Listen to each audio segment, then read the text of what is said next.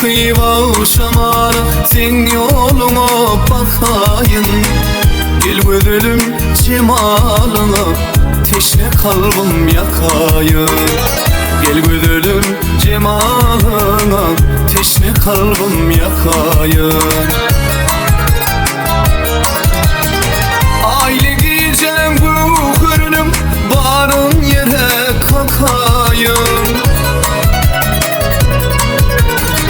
Gel boynuma yıllardan hüncü deyip takayın.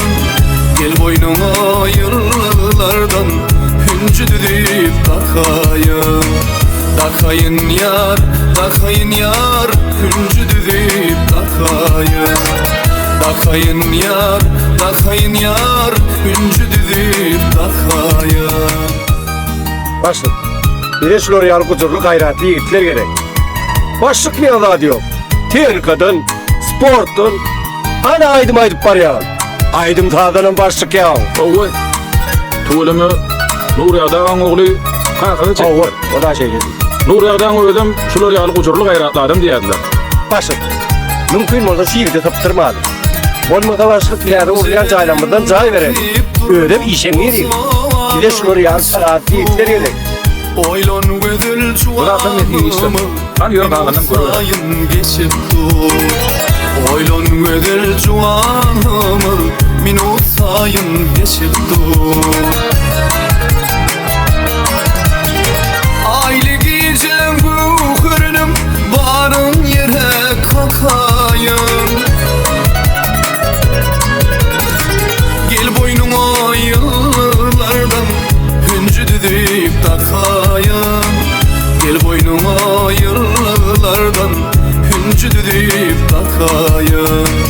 Takayın yar, takayın yar, hüncü deyip takayın. Takayın yar, takayın yar, hüncü deyip takayın.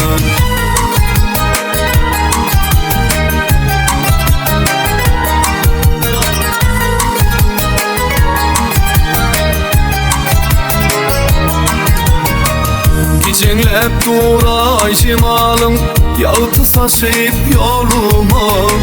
Gel gödülüm yağıtı taşten, ayım olup halıma. Gel gödülüm yağıtı taşten, ayım olup halıma. Aile giyeceğim bu kırınım, barın yere kakayın.